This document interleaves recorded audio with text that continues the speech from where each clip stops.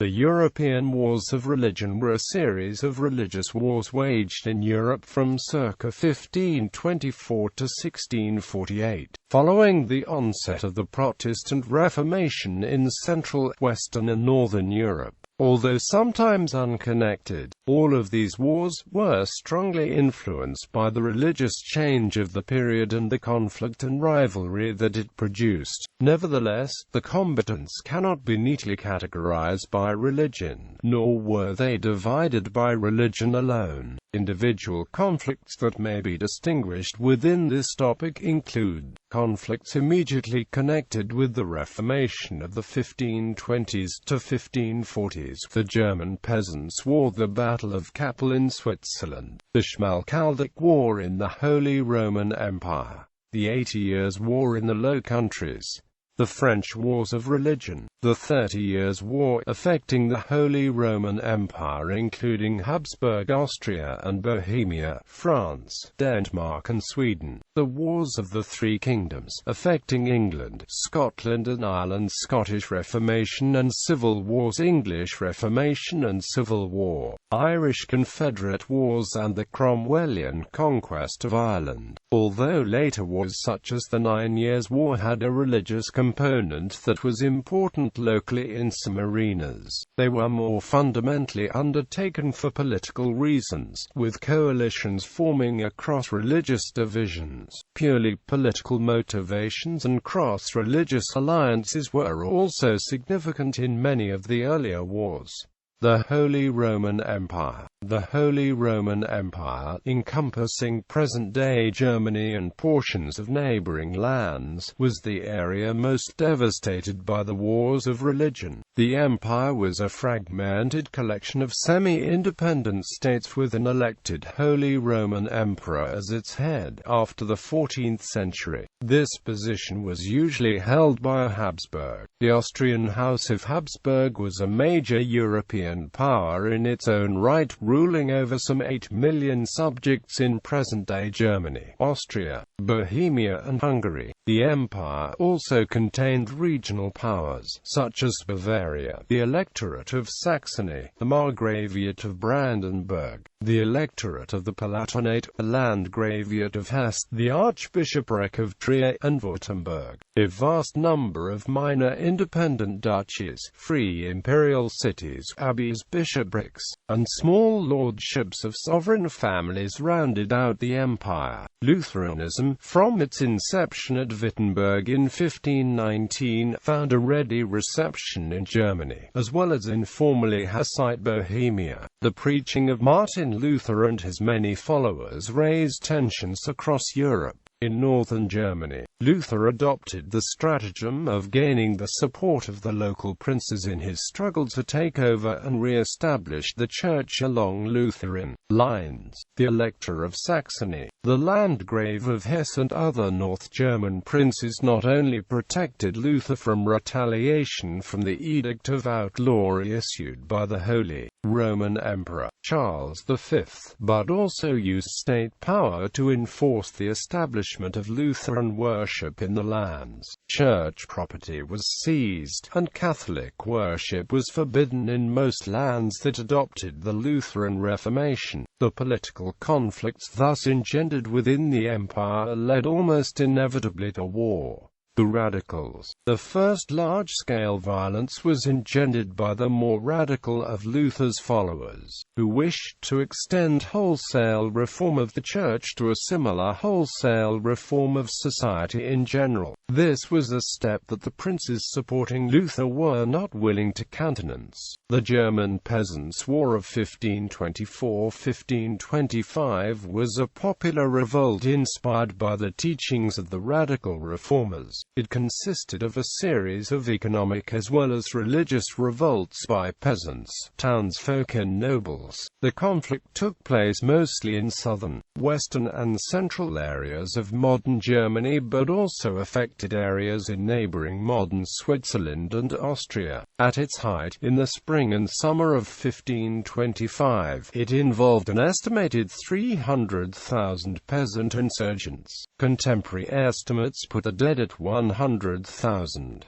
It was Europe's largest and most widespread popular uprising before the 1789 French Revolution. Because of the revolutionary political ideas, radical reformers like Thomas Munster were compelled to leave the Lutheran cities of North Germany in the early 1520s. They spread the revolutionary religious and political doctrines into the countryside of Bohemia, southern Germany, and Switzerland. Starting as a revolt against feudal oppression, the peasants' uprising became a war against all constituted authorities, and an attempt to establish by force an ideal Christian commonwealth, with absolute equality and community of goods. The total defeat of the insurgents at Frankenhausen on May 15, 1525 was followed by the execution in Munster of thousands of peasant followers. Martin Luther rejected the demands of the insurgents and upheld the right of Germany's rulers to suppress the uprisings. This played a major part in the rejection of his teachings by many German peasants, particularly in the south. After the Peasants' War, a second and more determined attempt to establish a theocracy was made at Munster, in Westphalia. Here a group of prominent citizens, including the Lutheran pastor Bernhard Rothman, Jan Matthees, and Jan Bokelson, had little difficulty in obtaining possession of the town on January 5, 1534.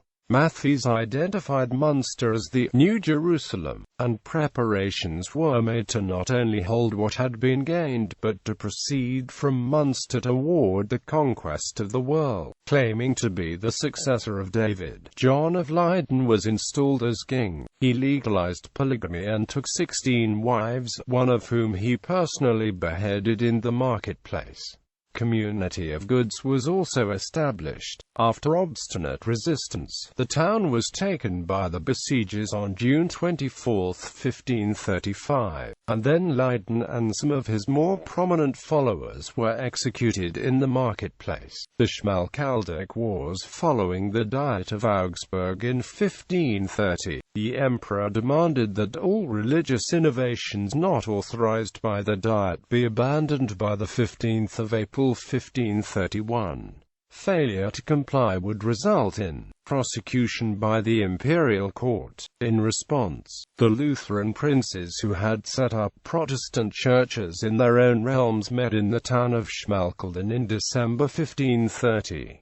Here they banded together to form the Schmalkaldic League, an alliance designed to protect themselves from imperial action. Its members eventually intended the League to replace the Holy Roman Empire itself, and each state was to provide 10,000 infantry and 2,000 cavalry for mutual defense. In 1532, the emperor, pressed by external troubles, stepped back from confrontation, offering the Peace of Nuremberg, which suspended all action against the Protestant states pending a general council of the Church. The moratorium kept peace in the German lands for over a decade. However, this was a decade in which Protestantism was able to entrench its position in the lands that it already occupied, and it was also able to spread. The peace finally ended in the Schmalkaldic War, a brief conflict between 1546 and 1547 between the forces of Charles V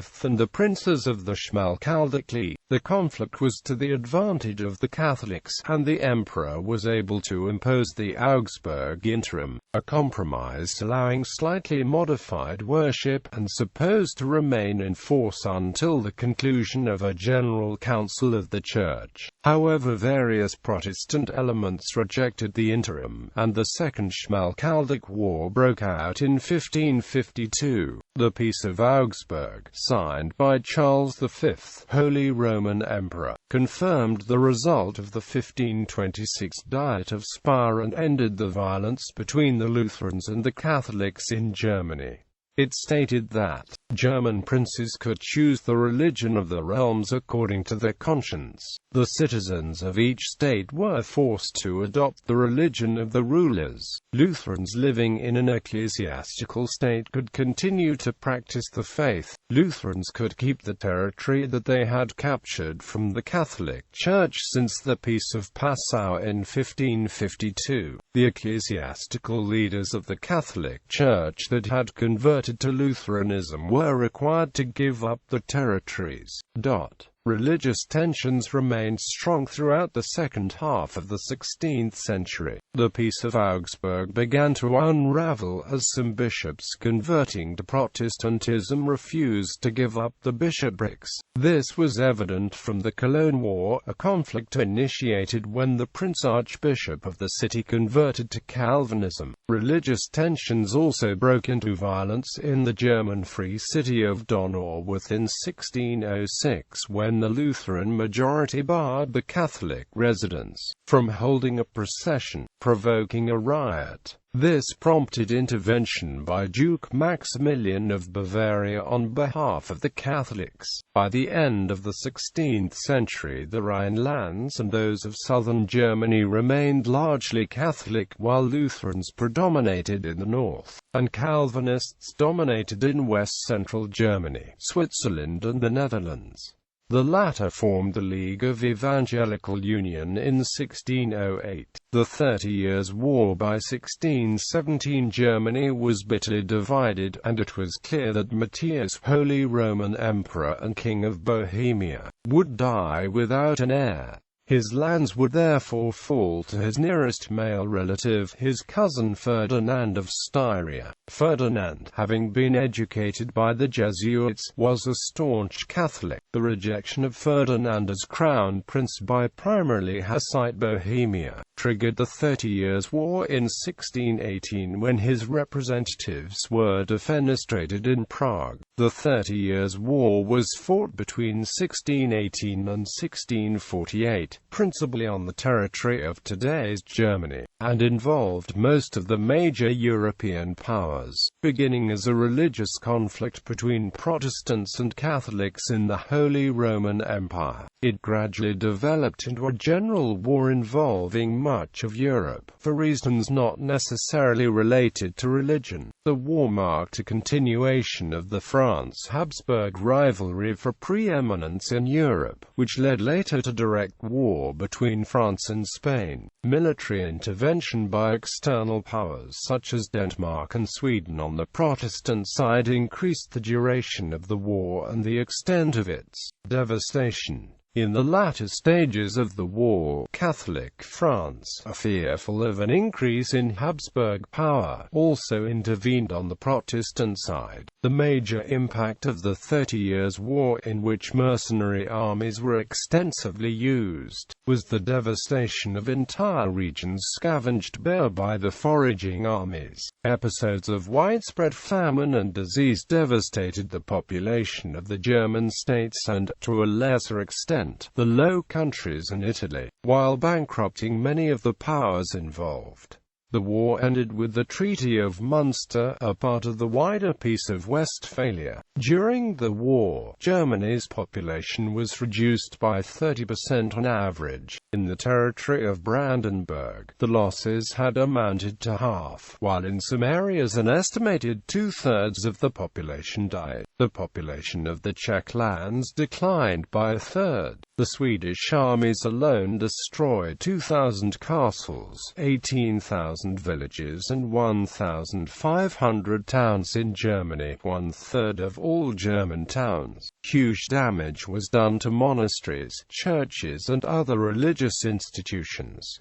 The war had proved disastrous from the German Holy Roman Empire. Germany lost population and territory, and was henceforth divided into hundreds of largely impotent semi-independent states. The imperial power retreated to Austria and the Habsburg lands.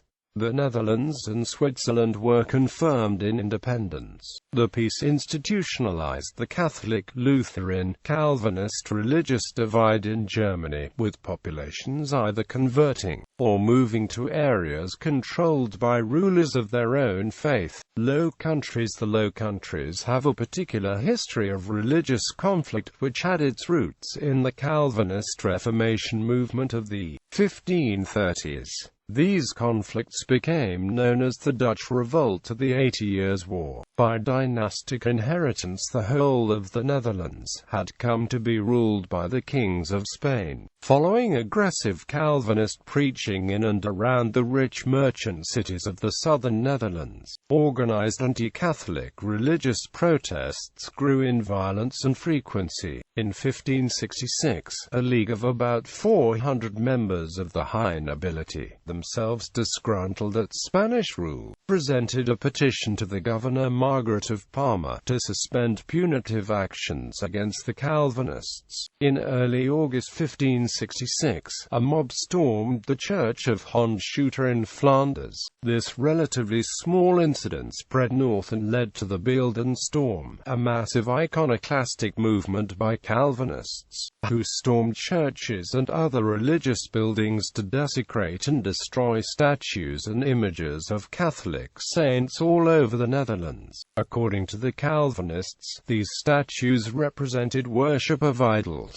The number of actual image breakers appears to have been relatively small. Lim notes that there were few cases of more than 200 people being involved at any one time, even in the northern provinces, where large crowds often attended these iconoclastic events. In the case of the southern provinces, he speaks of a relatively small, or orderly group moving along the country. Spans argues that iconoclasm was actually organized by local elites for political reasons in general. Local authorities did not step in to rein in the vandalism. The actions of the iconoclasts drove the nobility into two camps, with William of Orange and other grandees supporting the iconoclasts, and others, notably Henry of Brederode, opposing them. In 1568, William returned to try to drive the highly unpopular Duke of Alba from Brussels. A coordinated Protestant attempt was made to take over the Netherlands from 4 different directions, with armies led by William's brothers invading from Germany and French Huguenots invading from the south. The Battle of Rheindalen near Roermond occurred on the 23rd of April 1568 and was won by the Spanish, but the Battle of Heiligerlee, fought on the 23rd of May 1568, resulted in a victory for the rebel army. However, the rebel campaign ended in failure as William ran out of money to pay his army and his allies were destroyed by Alba. In its battle to maintain Catholic control of the Low Countries,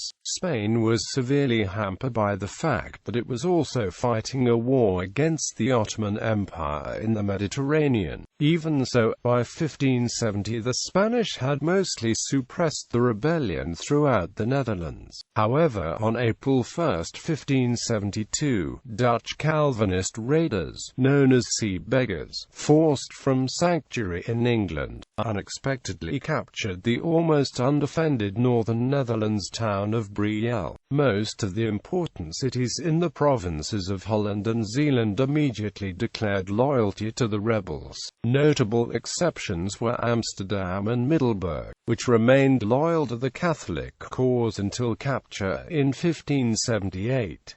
William of Orange was put at the head of the revolt, entering the Netherlands with an army 20,000 strong, and with forces of French Huguenots in support. Division. The new revolt led to increasing discord amongst the Dutch. On one side was a militant Calvinist minority that wanted to continue fighting the Catholic King Philip II, and convert all Dutch citizens to Calvinism. On the other was a minority of Catholics that wanted to remain loyal to the landholder and the the Spanish-backed government below him. In between was the majority of historically Catholic citizens who had no particular allegiance, but shared a desire to restore Dutch privileges and to get rid of the Spanish mercenary armies. Alba was replaced in 1573 by Luis de Requesens, and a new policy of moderation was attempted. However, Spain's inability to pay its mercenary armies led to numerous mutinies,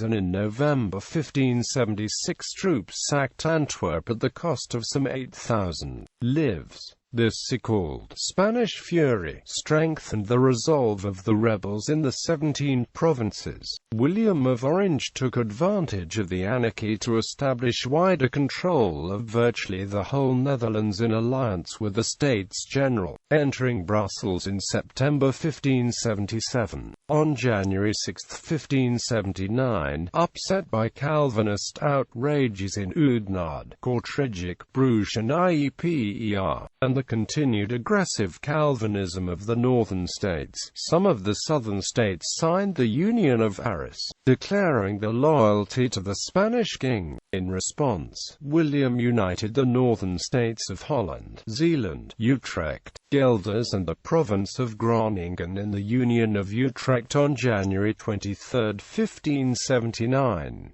Some southern cities like Bruges, Ghent, Brussels and Antwerp joined the Union of Utrecht, and effectively, the 17 provinces were now divided into 2 warring states. Over the following years, the new Spanish governor Alexander Farnese reconquered the major part of Flanders and Brabant, as well as large parts of the northeastern provinces.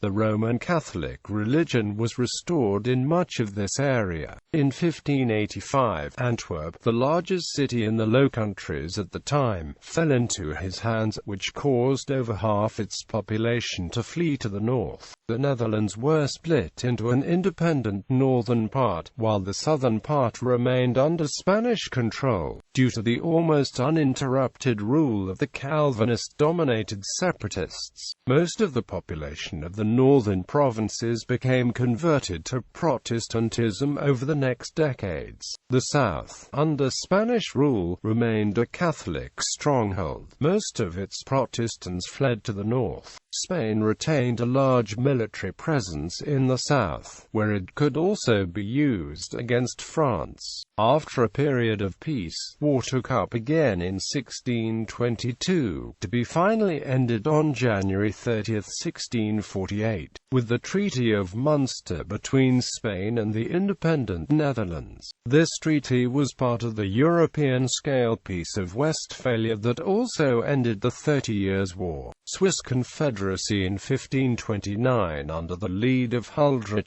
Zwingli. The Protestant canton and city of Zurich had concluded with other Protestant cantons a defense alliance, the Christliches Burgrecht, which also included the cities of Constance and Strasbourg.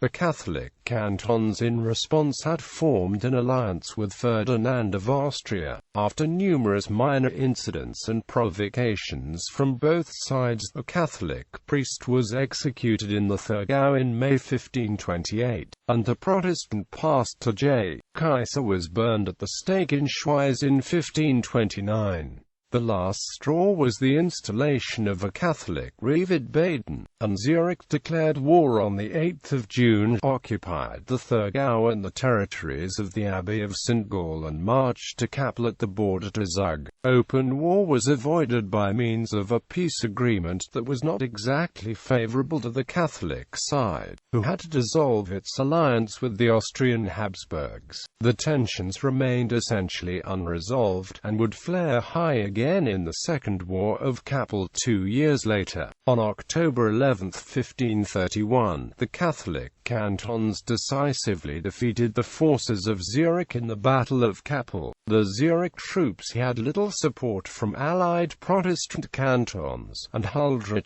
Zwingli was killed on the battlefield, along with 24 other pastors. After the defeat, the forces of Zurich regrouped and attempted to occupy the Zugerberg, and some of them camped on the Gubbel Hill near Menzingen. A small force of Algeris succeeded in routing the camp, and the demoralized Zurich force had to retreat, forcing the Protestants to agree to a peace treaty to their disadvantage. Switzerland was to be divided into a patchwork of Protestant and Catholic cantons, with the Protestants tending to dominate the larger cities, and the Catholics the more rural areas. In 1656, tensions between Protestants and Catholics re-emerged and led to the outbreak of the First War of Wilmergen. The Catholics were victorious and able to maintain the political dominance.